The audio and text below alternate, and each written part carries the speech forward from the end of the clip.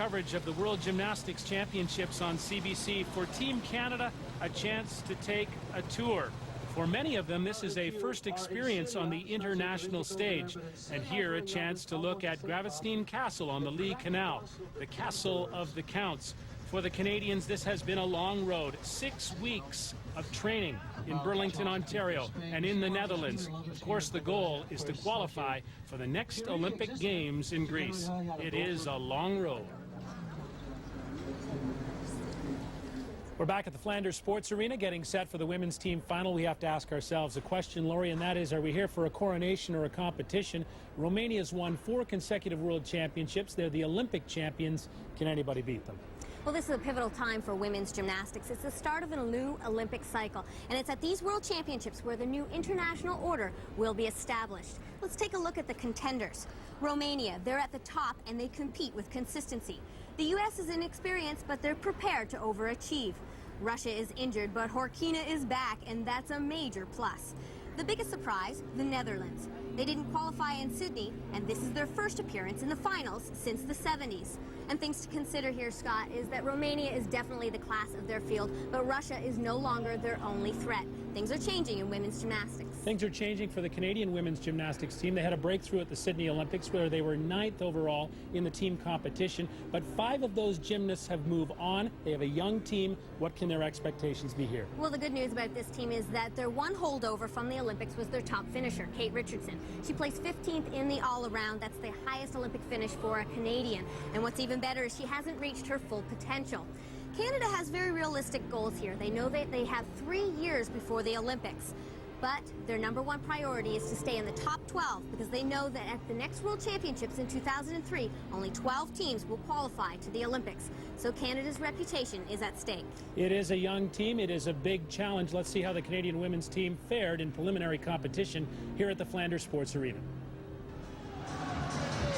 There are the Canadians, led by Kate Richardson, and the rest of them fall in line. As we said, many of these gymnasts' first experience at the World Championships. Canada begins on the vault with 17-year-old Ashley Petka.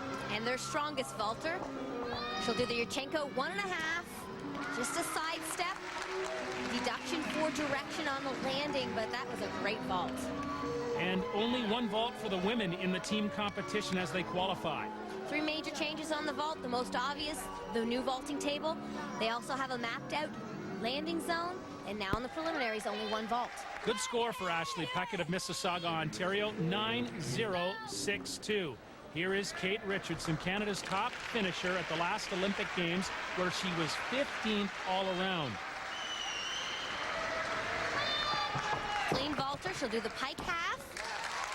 Very disciplined on that landing, trying to stick it, only a small deduction there. Canada started off very strong on the vault, impressive. Coached by David Kenwright and Heidi Coleman out of British Columbia, and she gets congratulations. Carol Angela Orchard, one of the team coaches, 9.137 for Kate Richardson. Canada moves on to the uneven bars. Crystal Gilmore, who was a strength at the Olympics for Canada. Unfortunately, Crystal has a very bad ankle. She has a torn cartilage that is floating around and has hampered her ability to train before this event. You can see her struggling through this routine just a little bit, muscling some of the elements. Teammates yelling on the side for her to push, a little out of control here. And this is the tough part. This is where her lack of training will play a big role. Her stamina endurance is low. She has a big dismount planned. Can she pull it out? Oh, not enough gas, Scott. Well, and she's really disappointed. The 18-year-old from the Cambridge Kips. She really fought hard through this entire routine. It's a long routine packed with difficulty, but definitely a struggle right to the end. Emblematic of Canada's effort on the uneven bars. That score is quite low, 7.3 for Crystal Gilmore.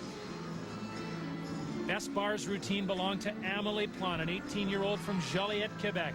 And Amélie is amazing on this event, but makes a mistake right here at the beginning. You can see the pain on her face as she did that mount. Distracted, came back strong for that death. One of the biggest difficulty of the competition.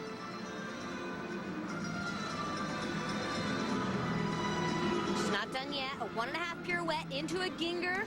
Slight leg separation, but she's got some big difficulty in this routine.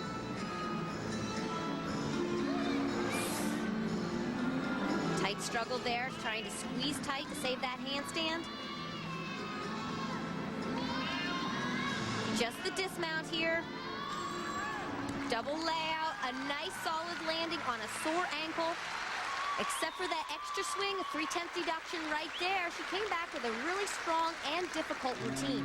Trains at Gymnix in Montreal, national champion on the bars. An amazing skill there. We saw a rotation with a 1.5 twist. It's called a death. Very few in the world compete that. 8-5-1-2 for Amélie Plante. Stutter step at the beginning of the routine, but she recovers. Canada now moves on to their third event after having a disappointing result on the uneven bars. The third event, the balance beam. Jennifer Simbutis of the Winstonettes. Always great potential for a mistake here. 2 twisting split jumps. They're looking for 1.2 in bonus through connecting jumps and difficult elements and difficult skills.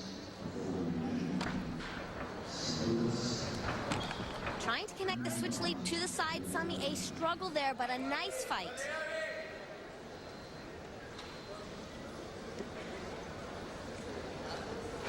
Here's her tumble series, back handspring layout.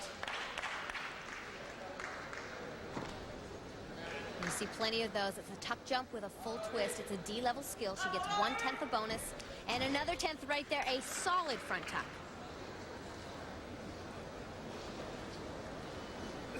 New requirement to do a hold element. Double stag into, actually that's called a lorry hop.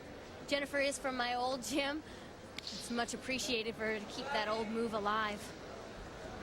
Elements named after the gymnasts who originated them. That one named after Laurie Strong-Ballard. And she had a big finish here with a nice double back, disciplined on the landing.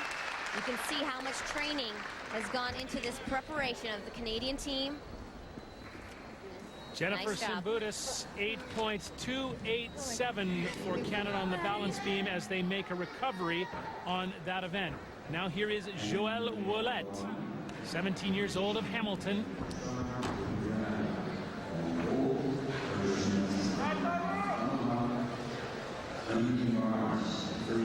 Big combination coming up, switch leap to a tuck full, and she's off, puts her hands down. That's a 3/10 deduction.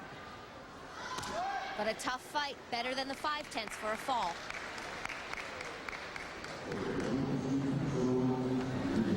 Handspring layout, 2 foot.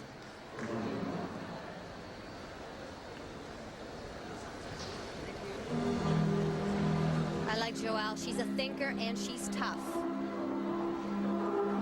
Hitch kick to a side, Sumi, very solid.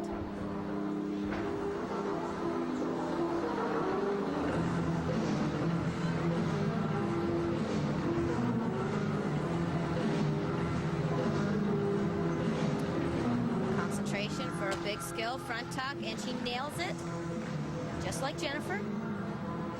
This is my favorite part of the routine. She can really show it off here. Her hold element, making sure she counts to 2 seconds.